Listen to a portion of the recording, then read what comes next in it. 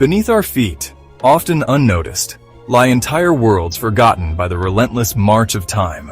These are not mere caves or simple burrows, but cities carved in silence, intricate civilizations lost to the darkness of ages past. One cannot help but wonder, who were the architects of these subterranean realms? What cataclysm or creeping dread drove them to abandon their sunlit lives for the embrace of the earth? And what profound secrets, what echoes of their existence, still sleep beneath the ground, waiting for a curious hand or a chance discovery to bring them to light? Today, we invite you to join us on an extraordinary journey, a descent deep below the surface of our familiar world. We shall venture into the very heart of some of the planet's most mysterious underground cities, places where history whispers from the stone and shadows dance with untold stories. These are realms of ingenuity, of desperation, of faith, and of fear, each with a unique tale to tell, a unique puzzle to present to the modern mind. Prepare yourselves, for the path ahead is one of increasing wonder and, at times, unsettling revelation. Stay with us as we peel back the layers of soil and time, because the deeper we venture into these hidden worlds, the stranger, and indeed, the more fascinating it becomes. The Earth holds its secrets close, but today, some of them will be revealed. Our journey begins in the heart of Cappadocia, Turkey, a land sculpted by wind and time into fantastical forms, where fairy chimneys pierce the sky and ancient mysteries lie dormant. It was here, amidst this otherworldly landscape, that a local shepherd, going about his daily life, stumbled upon something truly extraordinary. A seemingly innocuous stone in the basement of his home, perhaps dislodged by chance, revealed not solid earth, but an opening, a passage into the unknown. This was no simple cellar. Driven by curiosity or perhaps a sense of destiny, he ventured forth. The tunnel beckoned, leading him deeper and deeper into the cool, silent embrace of the volcanic tuff. What he was to uncover was not merely a cave system, but Derinkuyu, an ancient, sprawling underground metropolis, a staggering 18 stories deep, a testament to a forgotten people's will to survive. Imagine the sheer scale of it. A city descending into the earth, level upon level, carved by hand from the relatively soft yet stable volcanic rock.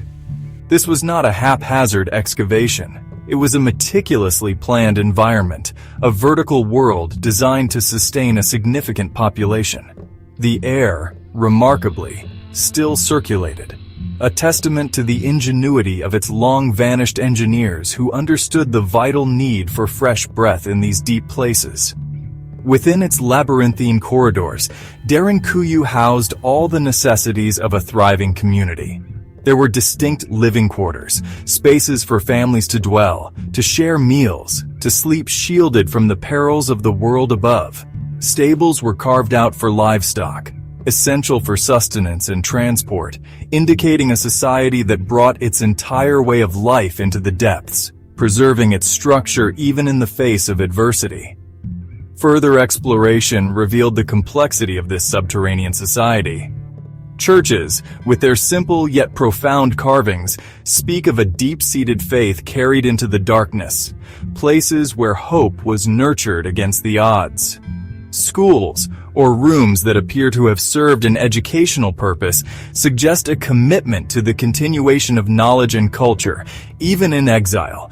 And remarkably, wineries, complete with presses, indicate that life here was not solely about grim survival, but also about maintaining traditions and perhaps finding solace. We now transport ourselves across continents to the seemingly tranquil countryside of northern France. Here, beneath fields of green and villages steeped in pastoral charm, lies a different kind of subterranean world, one whose secrets are layered by centuries of human conflict and fleeting moments of refuge. Underneath the unassuming village of Naurs, a vast network of some 300 chambers has been painstakingly carved into the soft chalk cliffs. These mouches, as they are locally known, primarily date back to the Middle Ages, a period when the land above was often a chessboard for warring factions. The initial purpose of this extensive complex was clear: to provide a sanctuary, a place for the local populace to vanish when danger approached. In particular, during the tumultuous religious wars of the 16th century, which tore France asunder, these hidden chambers would have offered a desperate hope of survival for those caught in the crossfire of fervent ideologies. Imagine the fear that must have driven entire communities into these cold, damp recesses. Families huddled together in the dim light, listening for the sounds of marauding soldiers above, the chalk walls absorbing their whispered prayers and anxious conversations. For generations, Naurs served this vital protective role, a silent witness to the ebb and flow of human strife, its existence a closely guarded secret passed down through families. Then, as centuries passed and the nature of warfare evolved, the immediate need for such extensive local refuges perhaps diminished.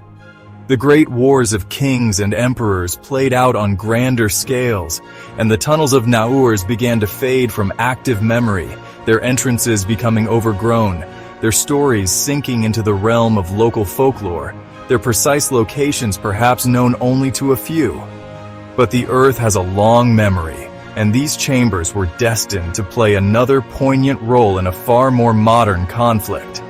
During the cataclysm of World War I, as the Western Front scarred the landscapes of northern France, soldiers from across the Allied nations, British, Australian, Canadian, American, found their way into these ancient caves. For them, Naurs offered a brief respite from the unrelenting horror of the trenches, a moment of peace away from the shells and gas.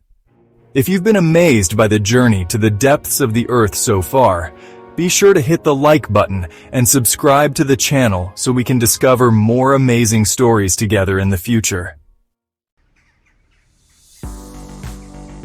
The Odessa Catacombs, a labyrinth of shadows. If the depths of Derinkuyu and the layered history of Naurs have captured your imagination, then prepare to be truly lost, for our next destination plunges us into one of the most extensive and bewildering underground labyrinths on Earth. Beneath the bustling Ukrainian port city of Odessa, a sprawling network of tunnels stretches for an astonishing, almost incomprehensible 2,500 kilometers. This is not a city in the conventional sense, but a vast, dark underworld. The origins of the Odessa catacombs are relatively mundane, yet they laid the foundation for centuries of intrigue and peril. Beginning in the 19th century, these tunnels were primarily limestone quarries. The city of Odessa, much of it built from this very stone, owes its handsome yellow architecture to the relentless toil of miners who carved out this immense void beneath their feet, often working in brutal conditions with little more than hand tools. As the quarries expanded, intersecting and branching in a chaotic, largely unplanned manner, they transformed into something far more complex than mere excavations. This subterranean maze, with its countless entrances and exits, many of them secret, soon became a smuggler's paradise. Contraband of all kinds could be moved and hidden within its shadowy confines, far from the prying eyes of the law, creating a thriving underground economy. The catacombs were destined to play a more dramatic and heroic role during the crucible of World War II. When Odessa was occupied by Axis forces, these tunnels became a vital refuge and operational base for Soviet partisans. Small groups of resistance fighters lived, planned, and launched daring raids from this hidden network, waging a desperate guerrilla war against a vastly superior enemy. The darkness was their ally, the confusing passages their shield. However, life for these partisans was incredibly harsh. Food and water were scarce, the air was often foul, and the constant threat of discovery or betrayal loomed large. Many perished in the cold, damp darkness, their bravery and sacrifice absorbed by the silent stone. The catacombs thus became not only a place of resistance, but also a graveyard of secrets, holding tales of incredible courage and profound tragedy. Nushabad, the city of hidden defenses. Our exploration now takes us to the arid landscapes of Iran, to the desert town of Nushabad. On the surface, it appears much like any other ancient settlement in this region, baked by the sun, its rhythms dictated by the desert climate. Yet just meters beneath the everyday homes and bustling streets lies a chilling secret, an intricate subterranean world designed for one primary purpose: survival against sudden, brutal attack.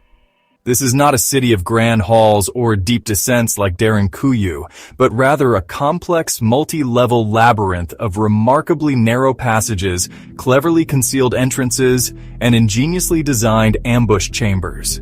It is a city built for stealth and defense, a place where an entire community could seemingly vanish in moments, swallowing them into the earth to escape the fury of raiders who plagued these lands for centuries. The discovery of Nushabad's underground city, known locally as Uyi, is astonishingly recent, adding to its mystique. It was only in 2006 that its existence came to widespread attention, not through archaeological survey, but by sheer accident. A local resident, undertaking some construction work, inadvertently broke through the floor of his own kitchen, falling into a void that revealed the entrance to this forgotten subterranean world. Imagine the surprise, the utter bewilderment of finding such a complex network directly beneath one's home, a silent city whose existence had been erased from communal memory. The passages are often just tall enough for a person to walk upright, but narrow, forcing any intruder to proceed in single file, making them vulnerable. Hidden doors, disguised as part of the wall or floor, would have allowed inhabitants to seal off sections or move unseen. The defensive architecture is particularly ingenious. Certain chambers were clearly designed as ambush points, where defenders, familiar with the layout, could surprise and overcome disoriented invaders. The Hypogeum of Hal Saflieni, Sanctuary of the Oracle. Our final descent takes us to the Mediterranean island of Malta, an archipelago steeped in megalithic mysteries. Beneath the unassuming modern town of Paola lies a subterranean structure of profound antiquity and enigmatic purpose, the Hypogeum of Hal Saflieni. This is not a city of refuge from war, but a sacred place, a temple complex carved from solid limestone, older even than the Great Pyramids of Giza. Its discovery, like so many of these hidden wonders, was accidental. In 1902, stonemasons working on a new housing development broke through the roof of what they initially thought was a simple cave. What they had stumbled upon was a prehistoric necropolis and sanctuary, meticulously carved out of the rock around 4000 BCE, a gateway to Malta's Neolithic soul. The Hypogeum, meaning underground in Greek, unfolds over 3 distinct levels, descending to a depth of nearly 11 meters. Unlike the rough-hewn tunnels of some other sites, many of its chambers are remarkably smooth, with curved walls and ceilings, some adorned with intricate spiral patterns and other designs painted in red ochre. The architecture seems to mimic the above-ground megalithic temples found elsewhere on Malta, translated into a subterranean realm. It is widely accepted that the Hypogeum served as both a burial site.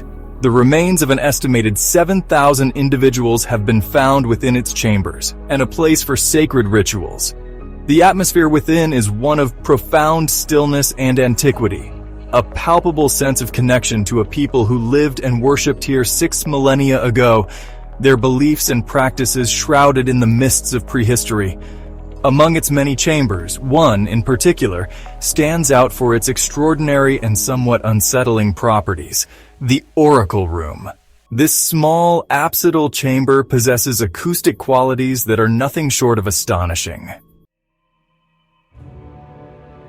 These extraordinary subterranean cities, from the defensive warrens of Derinkuyu and Nushabad to the sacred depths of the Hypogeum, fundamentally challenge everything we think we know about ancient peoples and their capabilities. They reveal societies that were not merely surviving the harsh realities of their times, but were actively planning, innovating, engineering, and protecting their communities in ways we are only now beginning to fully comprehend and appreciate. From the desperate need for defense against relentless invaders, to the profound expressions of devotion in hallowed halls, from the shadowy dealings in labyrinthine tunnels, to the potential for healing or spiritual transcendence in acoustically tuned chambers. These cities served purposes as diverse and complex as the very people who painstakingly carved them from the living rock. Their ingenuity and resilience are etched into every passage, every hidden chamber. But perhaps the greatest mystery that these subterranean worlds present to us isn't just how they were built, or even why they were eventually abandoned. The most tantalizing question, the one that sparks the imagination and fuels further exploration, is how many more such silent cities, such forgotten realms, still remain undiscovered, lying dormant beneath layers of earth and the dust of millennia. Right now, as you sit watching this, there could be an entire forgotten city, a lost civilization, sleeping silently, unknowingly, beneath your very feet. So tell us, if you found an entrance, would you dare to go down there? If this journey into the depths of history has ignited your curiosity, subscribe to Unik History for more hidden truths and untold stories from our planet's rich and often mysterious past. And always remember, sometimes the greatest, most profound secrets are those that lie buried in silence, waiting patiently for the moment of their revelation.